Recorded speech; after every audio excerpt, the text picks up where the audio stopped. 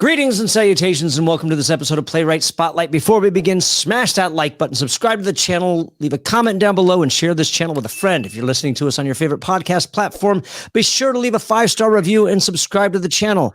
My guest today is a singer, songwriter, and Drama Critics Circle Award-winning performance artist, as well as an award-winning playwright, composer, and lyricist. Her beat musical, The Hummingbird, was in residency at Berkeley Repertory's The Ground Floor in 2012 and commissioned by the Marsh Theater in San Francisco in October 2021 and premiered in October 2021 as part of the Marsh Festival of New Musical Voices, where it is still currently running. Ladies and gentlemen, please welcome Kathryn Keats. I know that there's so much more to that bio. No, thank you. Thank you for coming on. I'm glad we got this to happen. I know there's so much more to that bio, and maybe we'll unpack that as we learn about the Hummingbird. Now, because there's so many questions I have about the Hummingbird as a piece of art and as another form of playwriting. So we'll definitely unpack that. Now, was this your first playwriting piece? It was my first playwriting piece in about 30 years. Okay. What was your first? My first playwriting piece was a show called Tribe. Okay. And then a show called Marijuana. Which was, you said 30 years ago? That one was, let's see, 40 years ago. Okay. So, I mean, that at that time, my guess is would have been a controversial piece. Pretty edgy, yeah. Edgy. For the time. I don't think so much now. Hypothetically, considering the time difference, how would that piece read now? Do you think it would still work, but just take a different viewpoint? It was a musical. Okay, fair enough. Would it? I don't think it's, well, I don't know. It might be a comedy. I mean, it might work, a song like doobie doobie doo, just one more doobie, probably wouldn't work quite as well today as it did then. But yeah, I don't know. Were either one of those, were those one person shows as well? No. Okay. Where did you get your start when you wrote those two plays? Where were you in your playwriting career, if you will? Just trying to create musicals, along with everybody else, dreaming of Broadway. Back then, Broadway, it was mind-boggling that a Broadway show would cost $1 million to put up a show on Broadway. Sure. And we were all just trying to write the next American Broadway show. I mean, that was the dream, and do backers calls and find an angel, and that was the thing. How do you do it? How do you make it happen? Sure. So yeah. So were you in New York when you were working on these, writing on these? And was this a collaboration? Mm-hmm. Okay, so you were working with somebody else. Okay. Mm-hmm. And how much success did you find with those? Not too much. I mean, I was with the person at the time that this show is actually about, that the Hummingbird is about. Okay. And we were trying to really write shows, and we were writing music constantly. Okay. And then that got interrupted by what happened. Okay. And sadly, I stopped, writing and pursuing my work, as did he. And so this is where that 30-year break comes in? Right. That's right. Okay. That's right. And for 20 years, I had to be in hiding, so I couldn't do any of my public work at all, and didn't really write anything at all, until I started writing again when it was safe to come out and do it. Yeah. Do you want to unpack that? I mean, not necessarily now. I do have one other question before we get into that. And I don't want to give anything away about the hummingbird or anything like that, just in case. So if there's anything that you don't want spoiled or anything in those regards, please let me know. Was your writing then, before everything went dark, was that just based on his experience, or did you have any formal training prior to that? Well, my parents are writers, or were writers. So I grew up in a house of writers. My sister's a writer. My parents were, journalists, trained authors, and but I didn't have any training as a writer. I went to a conservatory of music.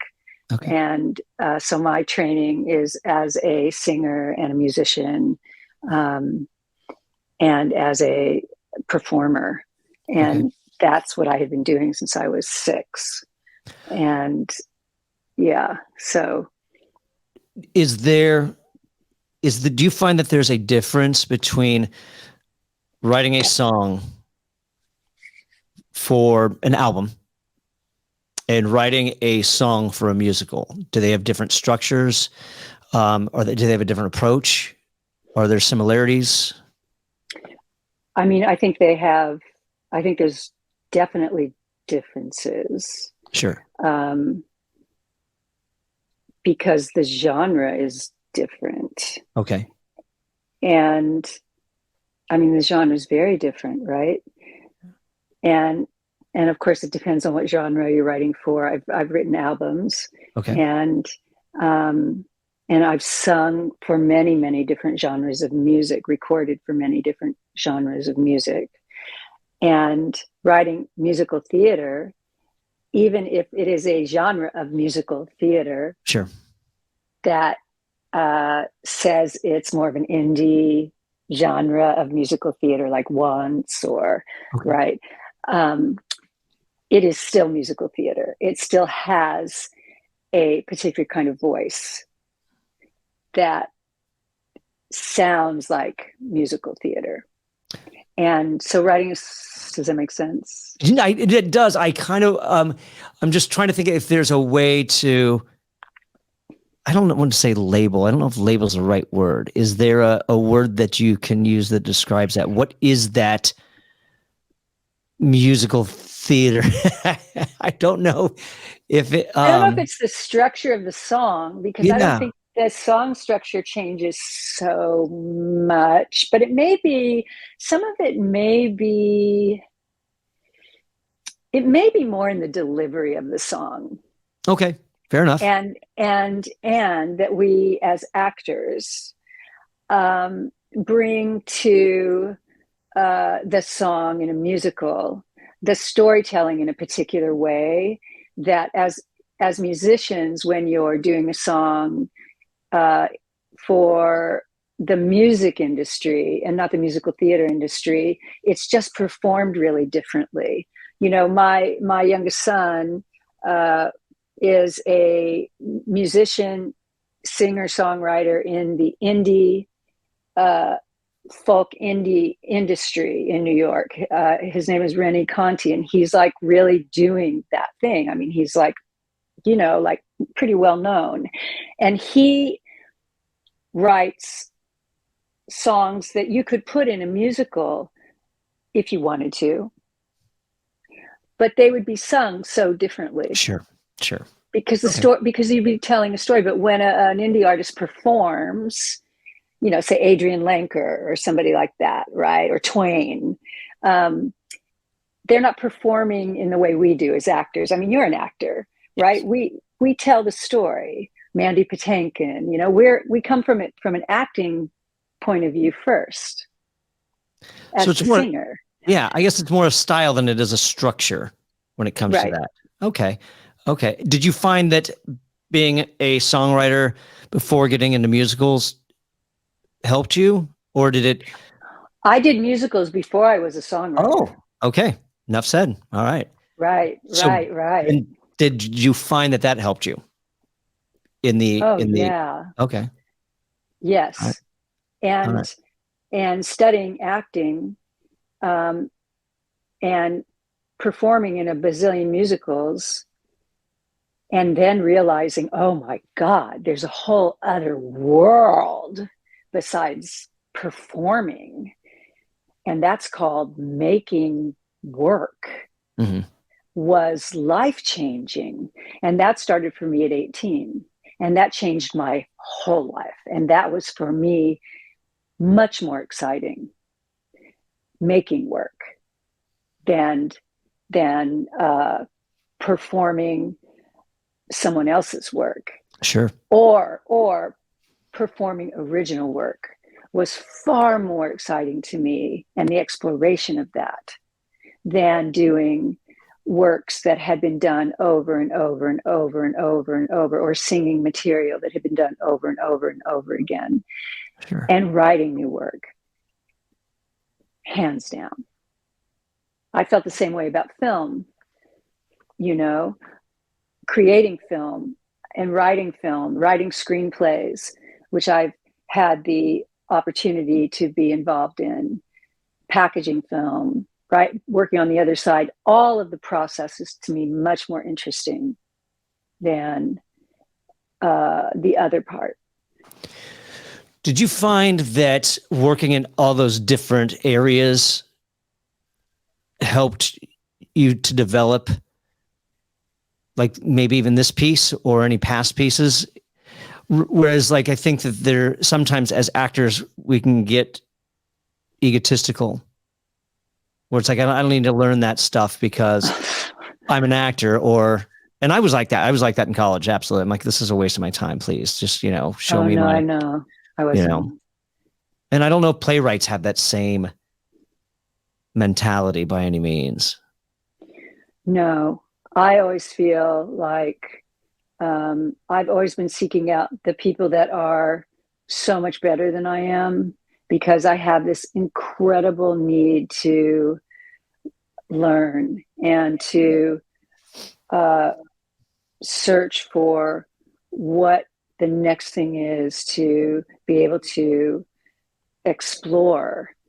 I went through, like, when you and I were talking, I started going through all of the different people that you've interviewed. And I'm like, how do I even be here? Because the people that you interview are so full of knowledge. So I'm learning, I'm listening to them. Sure. And learning, right? Because it's just such, I've been in this business my whole life. I don't know anything else. And I Sure. don't consider myself necessarily a playwright. I consider Sure. myself someone who unfortunately had a very serious situation happen and had to be out of the industry for 20 years in hiding, and got so interrupted that everything that I would have done, I am now coming back in and able to now do again. 100%. And I think that the important thing as we go forward with this talk is that I can't help but imagine that there's a huge amount of catharsis in the Hummingbird. And I think that that's what's important. So that there's a huge reason that you're here, because as I think we as artists, there's some kind of, I don't want to say damage. There's a reason there's a release. There's a pressure release in all of us. And there's a reason why we go into that for whatever is being that we've suppressed or that we're looking to get out. And this conversation could be that catalyst for somebody else. Mm-hmm. So, and that's why I choose everybody, because everybody has their own approach. And there's that one thing that might resonate with anybody who's listening, who might be trying to figure out exactly how to get those words out onto a page or onto the stage or into a dance. And performance art is another form of playwriting that we've only kind of explored in one other episode. So I really think that there's some knowledge and insight to be gained by having this conversation. So as we do that, I think that this might be a really good time to talk about what happened, what caused the 20-year break, the hiding, how you got back into it and how you've relearned. Maybe I don't know if there was a relearning curve. I don't know. And then the development of this particular piece and how what that looks like on a page, if it even does, or, I don't know. Cause this is an element. And then you've got the beat poetry or the beat aspect to it as well, which is a whole other form of art and playwriting, or at least a element that you could add to playwriting. So, I mean, let's roll. Let's go with this. So you're collaborating with this particular person. You've got 2 musicals under your belt. How are you getting that work out there? And then what was the plug that was pulled that put everything to a stop? Well, so we were working in an off-Broadway show.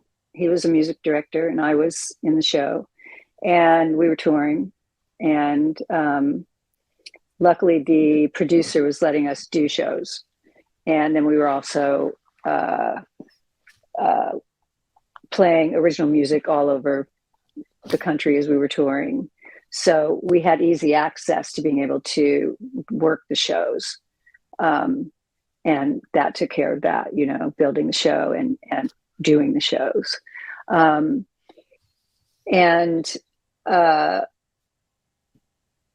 Unbeknownst to me, because I was very, very young, he was ill and became more and more ill with bipolar illness and schizophrenia.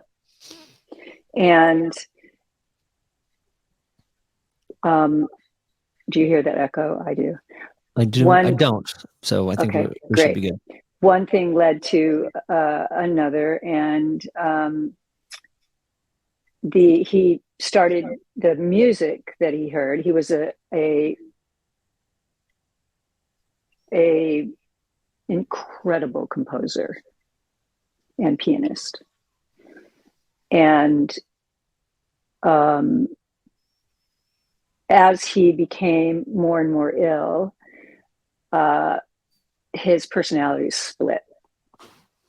And I had this mistaken sense of responsibility and thought that I should save him. And he had voices in his head that were telling him that the CIA had implanted a device in his brain, and that I was at the center of a conspiracy to control him, and that I needed to be dismembered and hung from the trees. And it culminated in him holding me captive for quite a while. And my sister, I'm going to cut to the chase on this. My sister saved me, and he was taken into a 72-hour hold. And we flew him back to his family, and he came back to get me incognito. And a jury trial followed. And then he was involuntarily committed, and the case changed legal precedent in the United States. Because at the time, domestic violence wasn't recognized by the courts. It wasn't a felony to stalk or make a threat of great bodily harm. There were no witnesses at the time. It was only me. And of course, it was very dangerous. I very easily could have been murdered. And then I had to go into hiding. I changed my name. I had to let go of my career. Victim witness assistance participated. There was a lot of things I had to do to make sure I was safe. And I tried to come out of hiding at one point and did some shows with John Rhinus, who you may know, I don't know. But, and then I was cited. Someone said, "Is that Ellen Christian Munger?" which is my birth name. And I had to go very deep into hiding then. And my family didn't know much. I have children and a husband. I've been married for 30 years, and no one knew who I was. And then when I found out he had passed, I could come out of hiding. And I had been writing a book about what happened through it. So when I started writing The Hummingbird, I started it as a full show. So I found out he had died in 2005, but I didn't start any show until 2012. And at first I thought I was going to have a book. So I had this 272 page book. And it was first called Mindraper. And I never felt, I was never angry with him. I didn't, even though I really was tortured and almost killed, but I felt compassion for this human because I saw him lose his mind. And it's horrible. And the show, The Hummingbird, is not written in such a way that is punitive. And so I started with this book thinking, oh, I'm going to write a book. And then I realized, oh, I'm not a book writer. So, but now I'm not so, I don't know about that. So, but I do write in beat because I am a musician. Sure. And I really am a musician, and I am a hell of a singer. And that I just came on the planet with. I don't really feel responsible for that. I just kind of was that kid that showed up that way.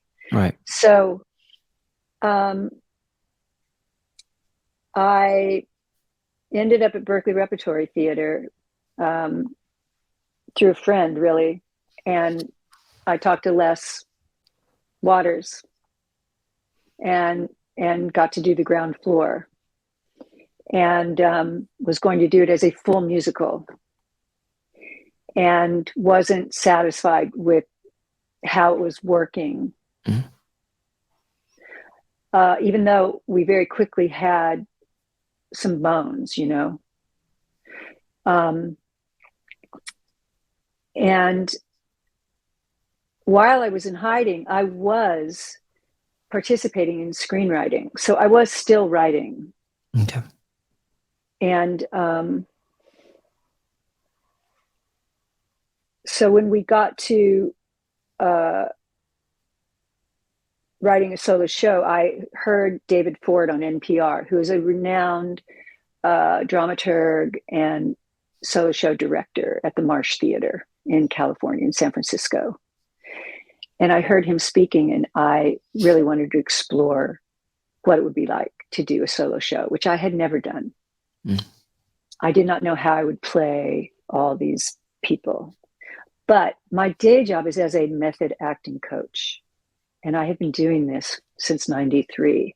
And I work with film actors and television actors. So I do know how to act. So I took the book in, and before I did that, I pulled all the pieces that I thought would make sense for a play. I knew my material because I had a writing teacher that I'd been working with for the book, who is Dr. Joyce Block, she's rather much older than I, and is brilliant. She actually came up with the title, The Hummingbird. And all she kept saying to me was, know your material. Know your material. What does that mean as a playwright? So what it meant to me was, if I knew everything that I had written, because I had so much writing, and I was writing in third person, I couldn't, and she recommended that because the story was so close to me that if I wrote in third person, it would give me enough space to be able to write. And it would also give me enough space to be able to have the freedom to go into fantasy if I wanted, which as a writer, as a playwright, since we are doing theater, she wanted me to have that freedom to jump off anytime I wanted to into not telling the actual story, right? But to go into places that the characters could go if I wanted them to. But that I still needed to know every piece of material so that when I got to the point where I wanted to pull it into for a solo show, which should be no more than 75 minutes, because that was just torture for the audience, right? So I needed to know what I was going to pull from. So my studying that needed to happen before I even began writing it was to know what I had, which was because I knew the story. I knew what happened, right? I knew what happened to me. But I had to know all this stuff that I had written, because I had written so much, and much of it was in beat poetry.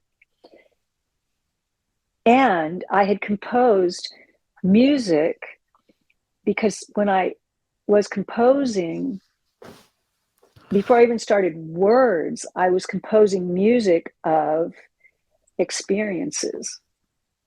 So this show is written, the music begins and it doesn't stop till the end of the show. So there is a soundscape that goes on from the time we start to the last moment of the show. And it's interspersed with songs, sometimes full songs and sometimes snippets of songs. And then all the other experiences of the show, I composed literal, visceral sound experiences of what it was like to be in the relationship of being held captive and going through this experience of seeing someone lose their mind. But it isn't a totally downer show. I mean, there is hope, and well, I would imagine a sense of rebirth as well. Oh yeah, definitely. So for those, for just for our audience that may not know or may not be familiar with the term, what is beat poetry? I had no idea. Music? I didn't. Well, the music isn't beat. No. I don't mean like in that regard, yeah. but it's beat poetry, but in a musical form. So how does that change in any way, or is it just still? Because I look, I don't know a lot about Jack Kerouac. I know that he was probably the most famous beatnik of the day. And I don't know if does that make it just stream of consciousness as it gets written, that there's no real structure or punctuation, that it just kind of flows, or is there a structure? I've heard a little bit, but I can't tell you that I'm any expert I might be able to recognize it if I heard it. Well, yeah. So you're asking like the wrong person, because I'm just being completely honest. No. I have to be honest. I didn't grow up with beat poetry. I don't come from that generation. All I can say to you is it's how I write. It's how it comes out of me. And I write in a very just a really funky way, and it comes out in this kind of not slam, not rap, but a beat. I don't know. We may have to pick a new word for it. Right. Sure. Okay. It can, the word came out of from, I think it got coined from Berkeley Rep, from the dramaturg, from Madeline there, and from several other people. And I'm like, cool. I guess it's a beat musical. Okay. But I am not, I'm just like doing my thing, really. I'm right. Like I write, I compose, I make the work, I get on stage, I do the thing. And this thing's on fire, So where do you start? Do you start with the beat poetry and then add the music, or do you start with the music and then music add? Okay. So it's pretty weird because the music that I also as I continued writing, I then pulled in a music collaborator, Kevin Gersowitz, who is just an incredible musician, like a musician who plays every instrument, and was like, here, can you just like fix this so that it's like, great. Because I'm making music, I'm inside my piano. Most of the music I'm making is analog. I'm using my voice. I'm, using every instrument in my house that I have. And the music is dictating the words that I'm coming up with for the play, which was really an incredible experience to do. It was a wonderful experience and very, very tedious, because every time David Ford would say, I think we should change this line or take this line out. There's too much beat poetry in it, because we have to have the audience understand, right? I mean, I'm the narrator of the show. I dictate how the audience listens to the entire show. I'm the healthy person. And every time we would make a change, I would have to tediously change the music, because every word of the show is written to the music, is to the beats of the music. And the beats of the show, much like acting, the beats of this show and the acting of the show and the words of the show are to the music. And I have no breaks in the show.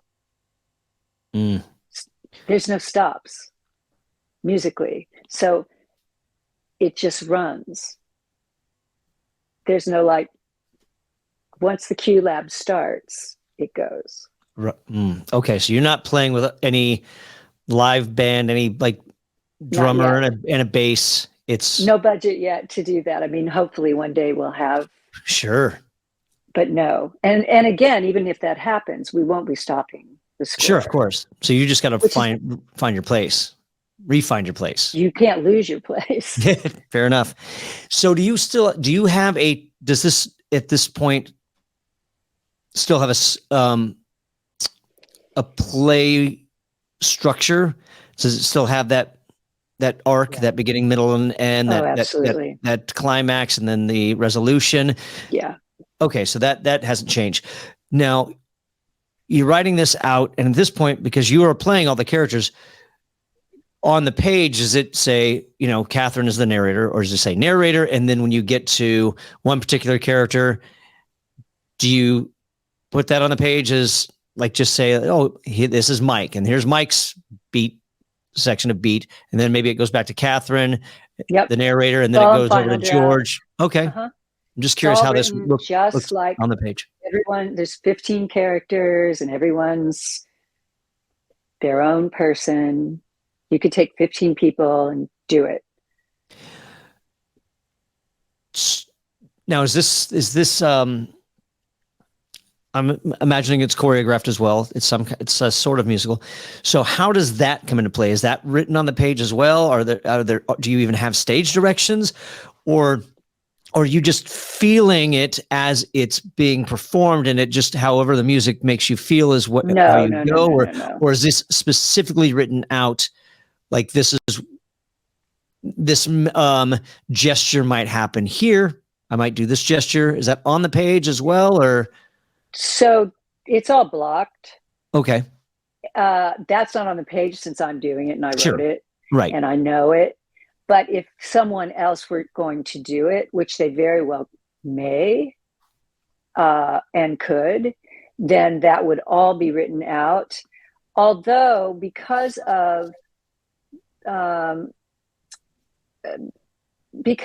it's obviously, if it, when you have a Broadway show, you do want that kind of rigidity. Sure. But I think that artists need to have some freedom of expression.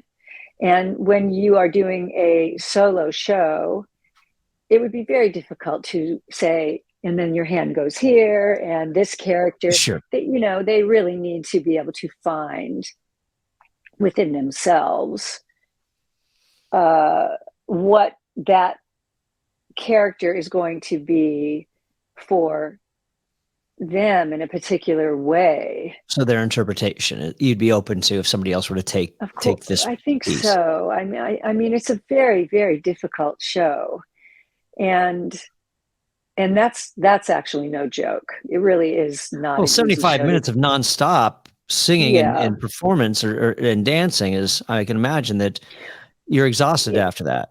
Yeah, there's not a ton of dance in it, but the acting in it is not easy. Sure.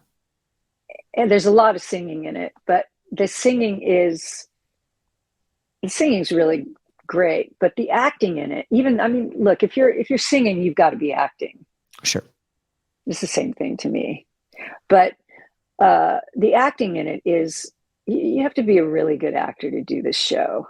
You can't play someone who's in a situation where they're being held captive and someone who is schizophrenic, believably with compassion, and not know how to drop in to your own humanity honestly.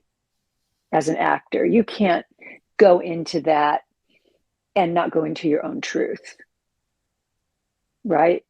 So if people are worrying about where their arms are, or you already have a problem. Sure. Because you mentioned that knowing the story, but that having the freedom to go off in other directions with particular characters. So is the story still, I don't want to say verbatim,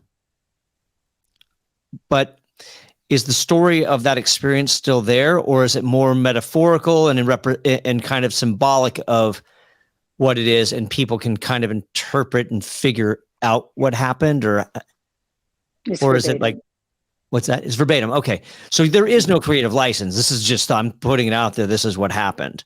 And you just had to take, obviously there's a lot that went into it. So you took out the most important parts and that's what became the Hummingbird. Right. We had to take 5 years though, and put it into an hour. Right. Yeah. So that was,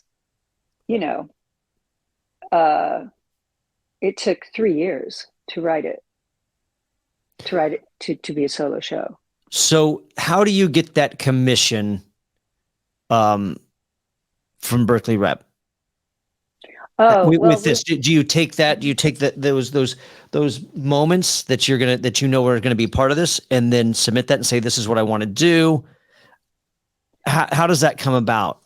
So are you asking me how you get to the ground floor? No, not how you got to the ground floor. How one gets to the ground floor. Okay, yes, sure. So that your listeners can hear. So when one wants to get a residency at the ground floor, you submit your work, and they have that every summer. And there's a submission opening, I believe, in March or April, I'm not sure. And they look through all the works, and you give them a very precise list of what you would like, what you need, what you intend to do with it.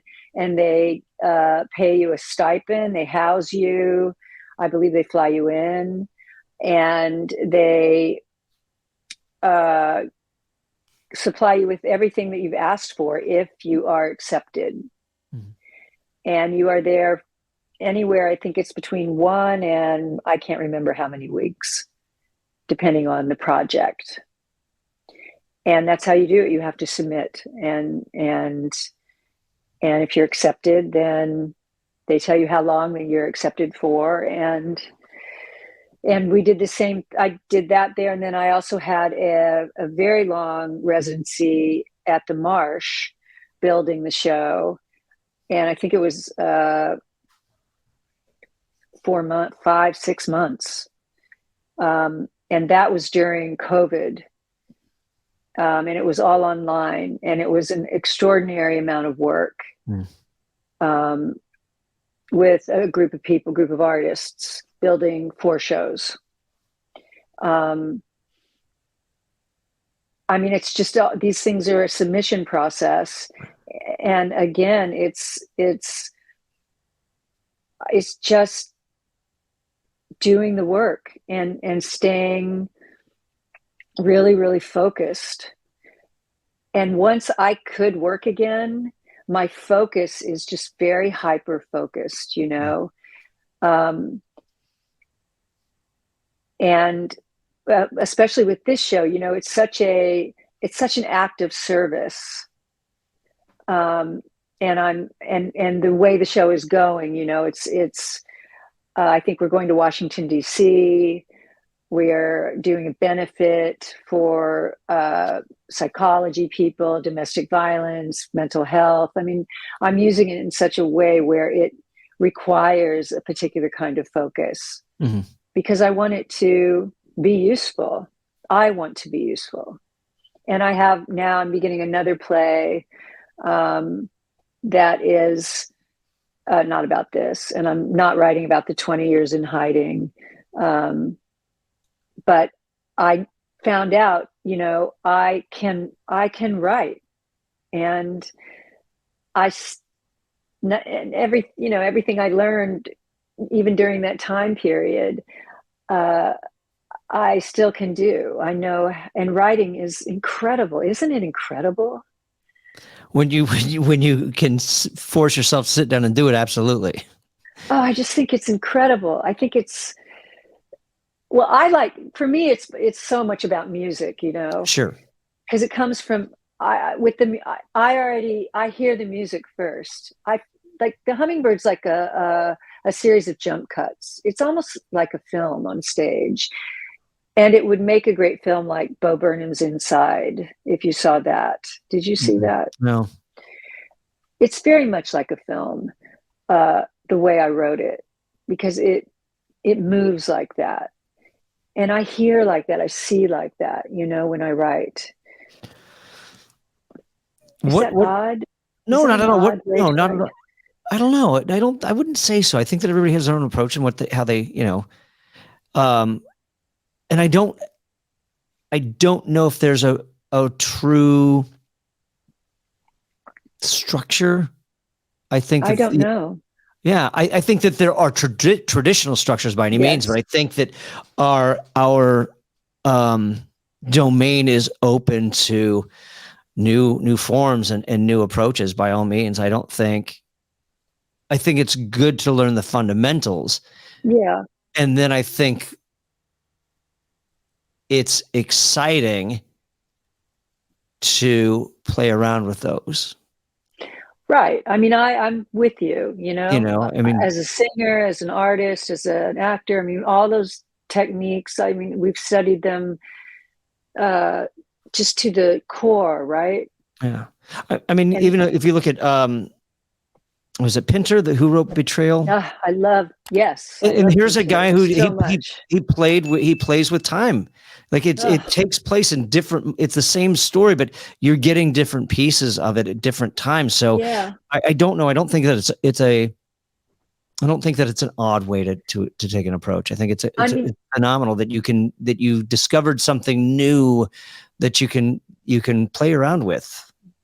And I read plays all day. I mean, I coach actors all day. I'm reading plays and scripts constantly, you know. I mean, it's nonstop and script analysis. Sure. But when I'm writing, it isn't, it's just, it feels intuitive. It just comes. It doesn't feel like, it almost feels like the question, like, and what is God? How can you say? I mean, I don't know. That's what writing feels like. How do you write?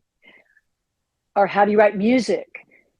Well, I think what it is like, because so I'm intrigued by this. It doesn't sound like you have a problem making yourself sit down and start the work. So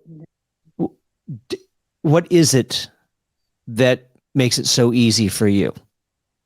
Is it just if we take the Stephen Pressfield approach, that you're open to the muses and what they're saying? It's like, okay, I have to,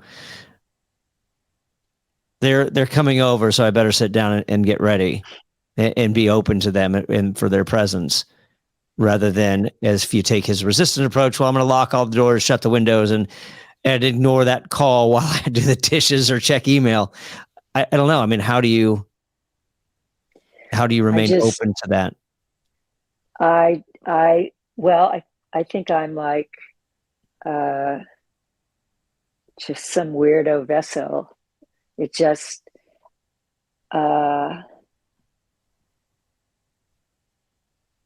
think part of it is this: because I'm working with artists all the time, I have a lot of stimulation. And when you're doing this too, right? You're with creatives all the time. So when we're all together a lot, it's very inspiring. And I have this urgency, I feel, to pass the torch. And one way I can pass the torch is by creating work. Not work because I want to pass the torch by people doing it, but there are things that I have to say. And the only way I know how to say it is through my instrument, either writing it through music or plays or as a performance artist, right? That's all I know how to do. I can't really cook. I don't really do anything else. I never did. And this is just my vehicle. So that's all I do. So the ideas are already there, and now you just have to sit down and get them out. And do you have to sit and let it? Yes. Do you have to really kind of just sit down for one moment and then, or does it, as soon as you sit down, it just flows?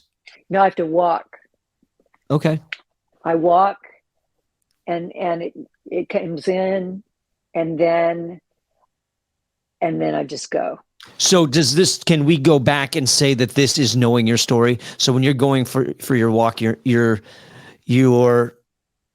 learning your story, you're knowing your story, you're piecing your story together before okay, I got my story, I'm going to sit down and I'm going to.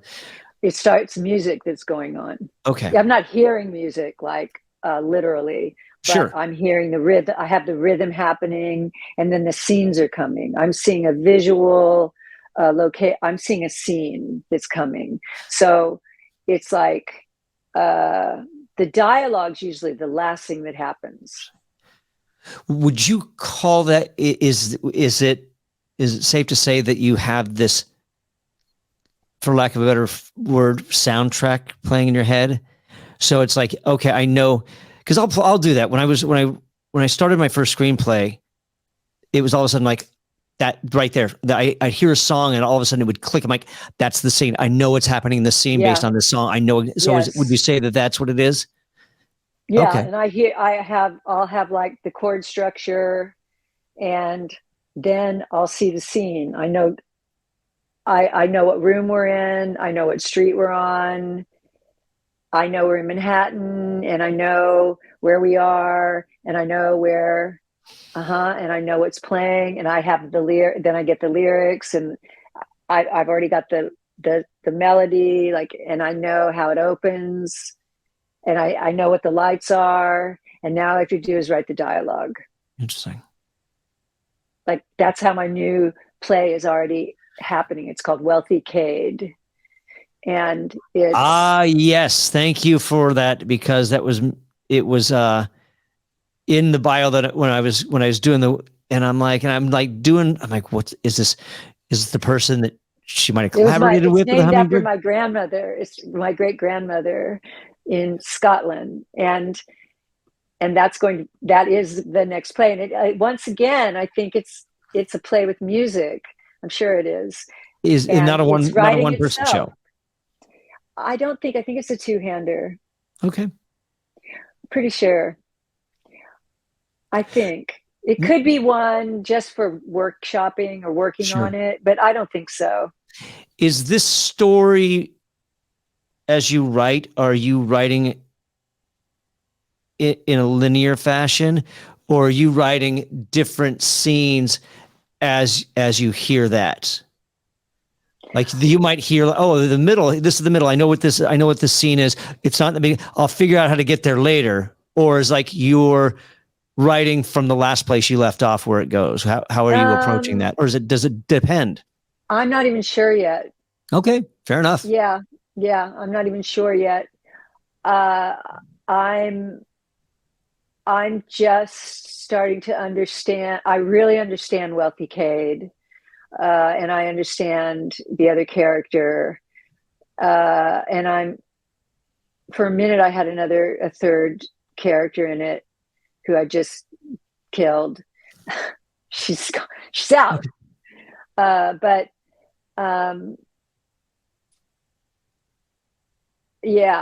not sure.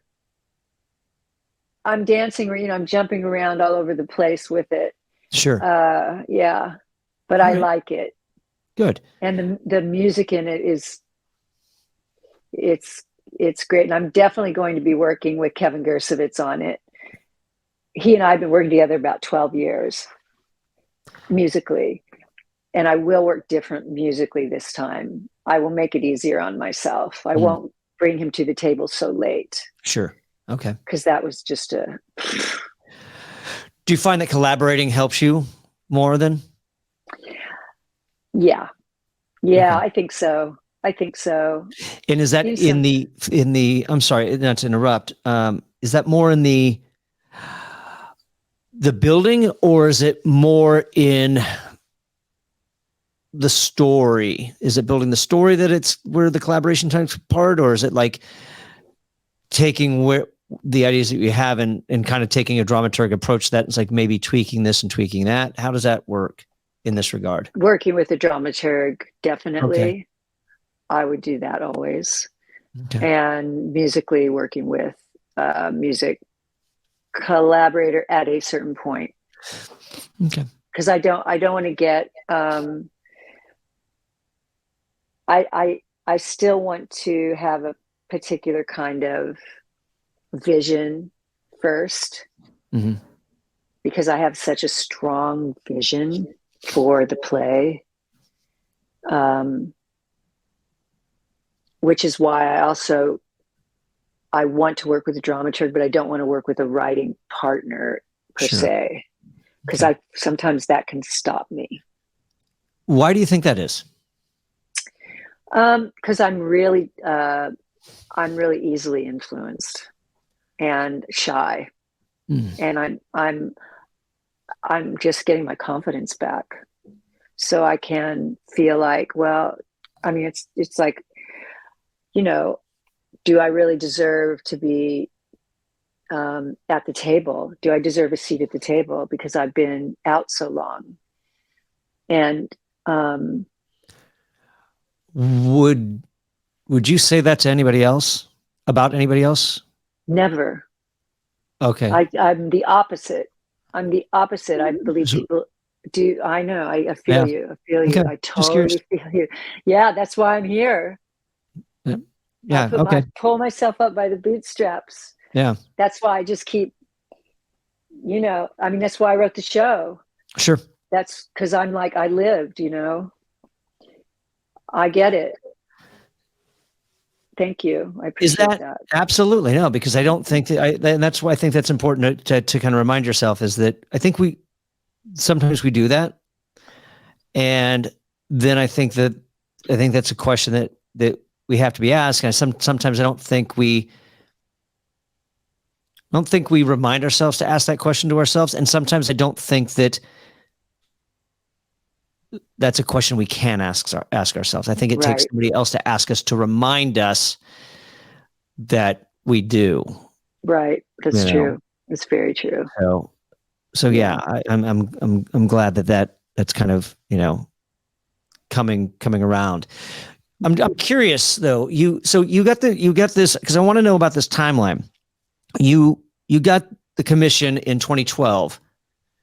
And then you got another one at Marsh, but it still took 2021 for the Marsh. So why the 9 years? Because there was that 3 years that it took to write it, but then there's still that 6-year gap. So can you fill in that time frame, or is that more of like feeling like you have a place at the table? No, I just had some other things going on with my family. Okay, fair enough. Yeah, that needed tending. Sure. Yeah. What was the motivation to pull this out of the drawer? Because I've got a bunch of things that are sitting in a drawer, the proverbial drawer, if you will, that when I always say they're ready for us when we're ready for them. And sometimes we need to take it. I think the motivation was I got in David Ford's workshop. Okay. And that is what? What is that workshop? It's a workshop for solo artists who have something they want to do.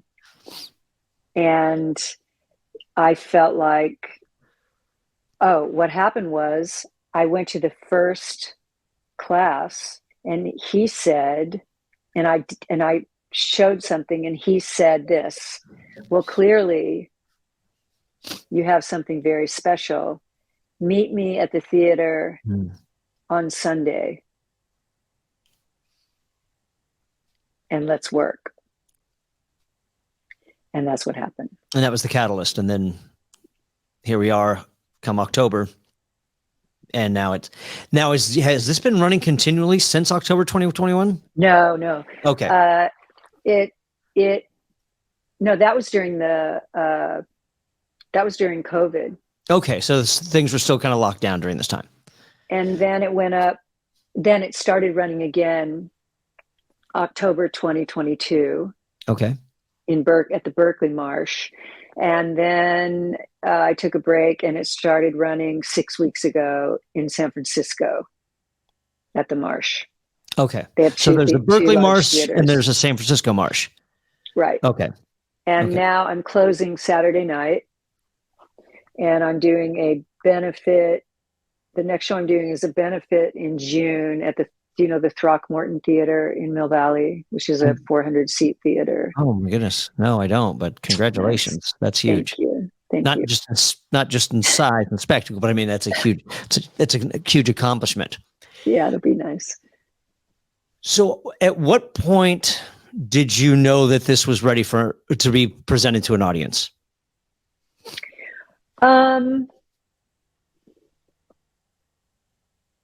I think once we did it a couple times. I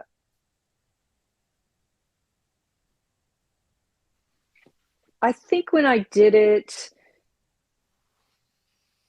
at the International Festival on Zoom, it became clear that I had something that I needed to get on its feet. And when I did it at the Berkeley Marsh, which was a great place to test it, it became clear that I could run it in San Francisco, but I made a change to it. I added another piece of music. Okay. And that was from the Zoom into that. So from the Zoom, I did it in Berkeley to see what it was like on its feet. Okay. And then before I got to San Francisco, we added a song for this run. Okay. And now it's good, except there's another little change I might make. I mean, is the show ever done? But I think now it's a really beautiful show. So what was it? What was that song that was missing, and what did it add? So I gave him, the male character, a song, and it's an actual song that he actually wrote. And he wrote it, and it is an incredible song. He wrote it when he was struggling, but it's a song called Live in This World. And it was a song from one of the shows we wrote. And we changed the tempo of the song. And it is a song that really brings to light what he was dealing with. So do you think that this is what brings the compassion and empathy to this piece that it was missing? It wasn't totally missing, but it needed that piece. And it's also, as far as an acting piece, it's an incredible piece in the show. It's just not to mention, it's just the songwriting and it needed to be there. And come Saturday, after Saturday, and before June, it may change one more time, or there may be one segment we want to switch out. It's just a very small snippet of music. Yeah. Will you present it to a small group or audience to see, hey, if it does make a difference? Well, we'll definitely present it to our team. Okay. No, we'll present it to our team. Definitely. Okay. We won't just the two of us be like, hey, right. No. We have a good. Go ahead. We have a team of two tech, one creative producer, dramaturg, director. We have a person that is like she's like a stage manager, but also kind of my security blanket person. So we have a really good team of people around us who are caretakers of the show. Okay. And we are, we want to know what people think about it. Sure. Yeah. So we wouldn't just, the two of us, to make these decisions and then not, especially check in with David Ford, who has been, working with it diligently. Even when it comes to, like doing the benefit, everyone will be in on lighting and sound, and it matters, these kinds of things. And we're getting ready to travel the show as well to different places. Okay. Yeah. So you'll be, and and then you're also working on Wealthy K during that time. So that's still. And you're not waiting until you're finished with this before you start working on something else. I don't know if I'll ever be finished. Well, we'll finish. We won't make very many changes with this. We're pretty much finished, and then we'll keep running this. And then I'm going into rehearsal for another play that the founder and owner of the Marsh is writing, called 180 Days, as an actor.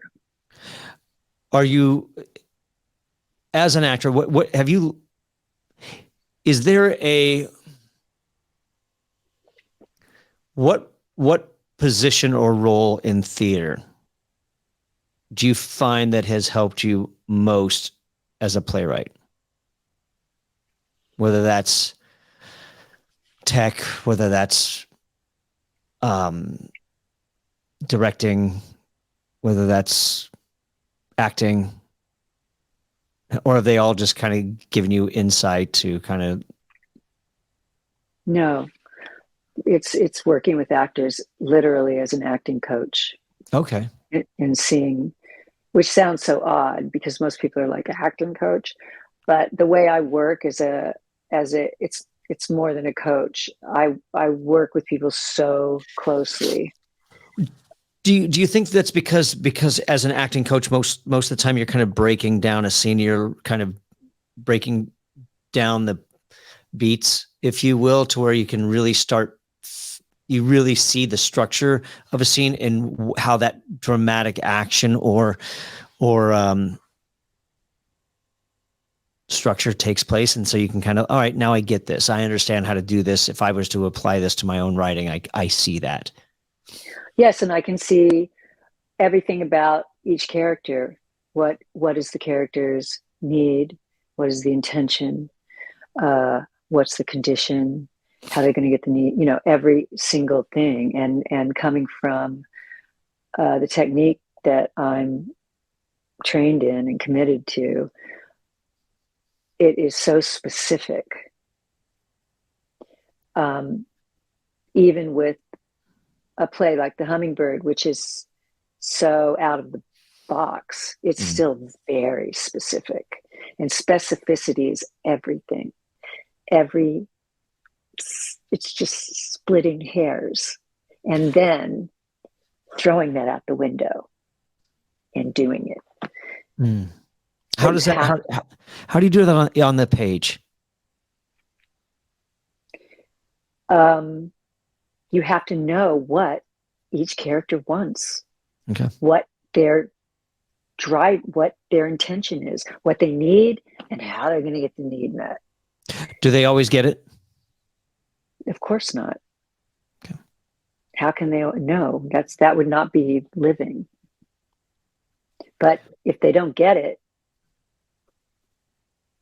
they have to have a reaction to it. Sure. So again, it's very specific. And you have to know that as the playwright. Yeah. What is that technique that you said that you use, that you use in your coaching? Well, I'm a method actor. Okay. Strasberg, Lee Strasberg, Stanislavski. So, I mean, I go all the way in.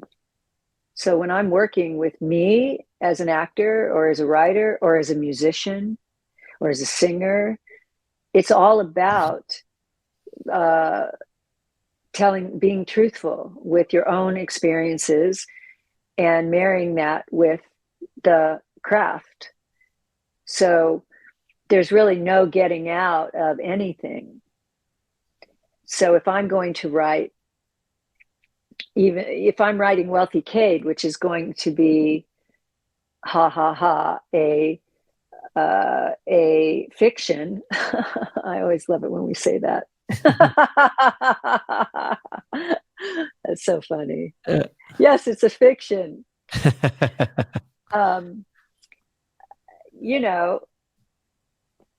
Whatever I'm writing, I'm going to have to be telling the truth. Right. So that's method. How do you tell the truth in fiction? There's no fiction. Fair enough. All right. I mean, anyone can take me on that, and I'm willing to say that's, of course, yes, for you, there's fiction. But for me, I can write fiction and tell you it's fiction. But when I'm writing it, it's not going to be fiction. Can we say that? Can we apply the Meisner saying in that then? Being truthful under imaginary circumstances? Absolutely. Okay.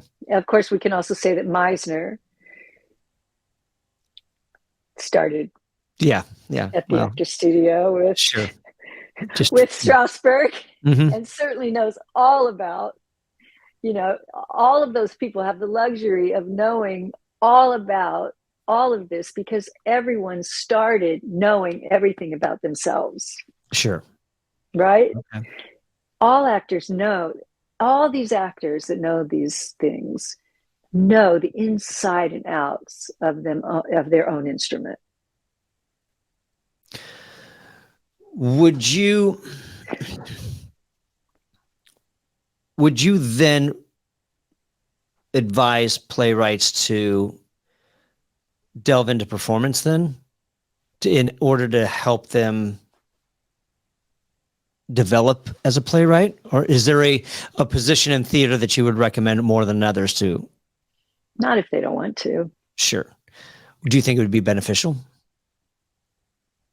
Only if they want to. I mean, I think there would be playwrights that would just be miserable for them if they didn't like it. You know, I think Sure. it would be hell. But if they wanted to, I think most playwrights and writers are pretty freaking honest. And writers are people that when they hit the page, I don't think most people are writing in fantasy and I think most of the stuff we read, and even, you know, songwriters, it's like, be careful if you're married to a writer or a songwriter, because at some point we're going to be writing about you. It's going to come back to haunt you. Fair enough. Yeah, just don't ask. So that's when I say, is there really fiction? Because all of us are writing about what we have, you know.